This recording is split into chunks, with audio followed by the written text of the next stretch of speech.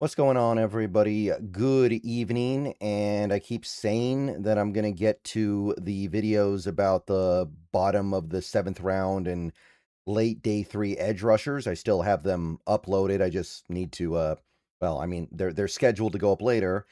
Normally, this is where I'd be having one of those videos, but the Seahawks keep either doing things or having things happen to them today. So we're going to push those back until very late. Not a big deal. This is obviously more important than that, but we do have some Seattle Seahawks news, and it's pretty big news.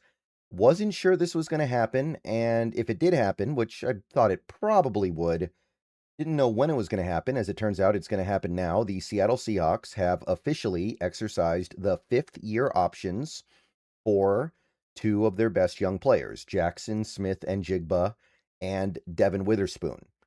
And we did spend a lot of time talking about this in the offseason, so most of you guys probably know what's going on here if you weren't already familiar with the fifth-year option stuff. But basically, both these players, JSN and Spoon, have just finished their third year in the NFL. So this upcoming year is their fourth year in the NFL. And what this is it is a fifth year that gets appended onto the end of that deal. So that's the first thing to understand. This has no effect on 2026 in terms of availability of the player or salary cap. To my knowledge, anyway, all the stuff as it pertains to JSN's and Witherspoon's cap hit for 2026 should stay exactly the same. This is just a fifth year, which is 2027. So we don't have to worry about that. What this does say is that there's no concern from this current ownership group about money. Because when the team does this, they're forced to put the sum of the fifth-year options, which is substantial, into escrow. So there was maybe a little bit of a thought that they wouldn't want to do this because then they'd have to put a bunch of money into escrow when they're going to sell the team soon, and maybe they wouldn't want to do that. But seems like they're comfortable doing it. And they should be. I mean, they did just win a Super Bowl, so they should be willing to spend a little bit of money to at least keep business as usual going. But it is notable. Now, the money, we've been over this before, but Brady Henderson has it here. Witherspoon's fifth-year option is $21.2 million, and JSN's is $23.85. So Spoon is just over 21. JSN is just under 24. So obviously that sounds like a lot, and it is a big raise over the kind of money they were making previously if you look at their rookie contracts. However, think about the extensions that they're going to get at some point in the future, either this offseason, next offseason, or whatever. Witherspoon is probably going to get somewhere around $31 million per year because that's what Trent McDuffie got. And JSN is probably going to get somewhere around 37, 38, 39, 40 million a year. So these options are still significantly less than what these players are going to get as an average annual value on their extensions. So this is a good thing for the team that they can do this. And frankly, I doubt either player is thrilled about this. They'd rather get to those big money years quicker. I don't think players like the fifth-year option that much personally. So believe me, this is a good thing for the team. The players will live, but I think that in a vacuum, they would prefer that there is no fifth-year option because it just delays you getting to the big years of your extension. So put it all together, that is approximately $45 million. And that's going to come out of the 2027 cap. So things are getting a little bit more accelerated there. And that's also the year where you've got a lot of Sam Darnold money. You're going to possibly have to start thinking about some of your other players, like maybe Byron Murphy gets extended next offseason, and that's going to at least slightly affect the cap for 2027. So, things are getting a little bit bloated. But here's the other thing to keep in mind, and the thing I want to stress here, this does not mean we cannot extend these players. In fact, it is overwhelmingly likely that we still extend both of these players at some point this offseason, in my mind. I think it would be foolish to do otherwise.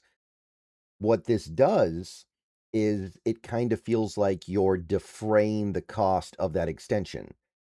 Because now, Let me try to give an example here. So if this 5th-year option did not exist for Witherspoon, and then you give him his extension, which is going to be like 31 million per year.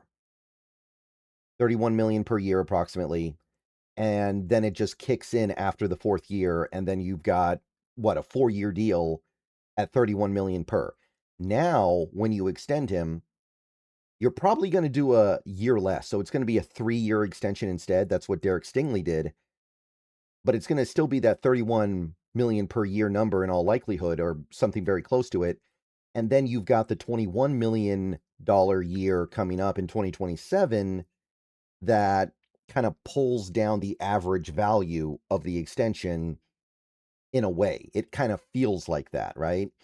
Just by a few million per year, but it's enough to make it feel a little bit more, you can swallow it, It's something that you can take a little bit better.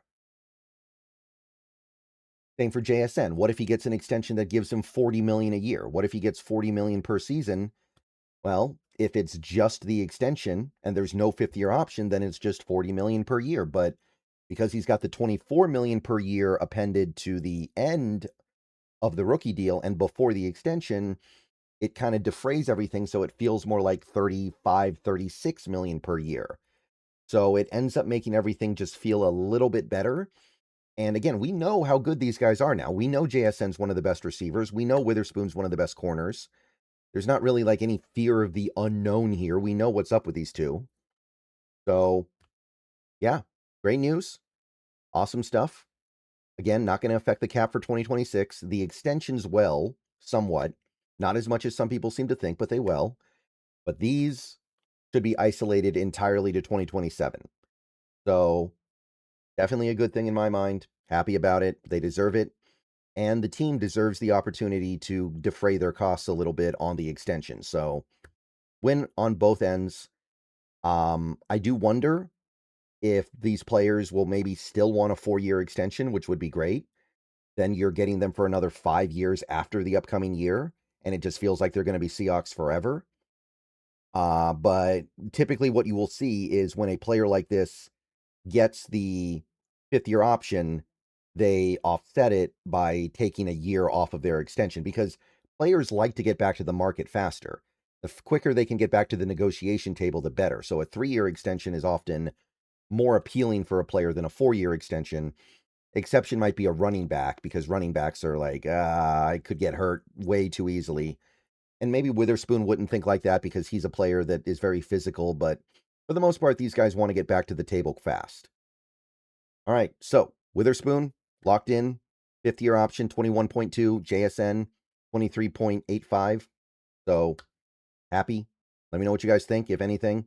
I know that this kind of seems like just numbers that doesn't really mean a lot to us, but see you guys later. Go Hawks.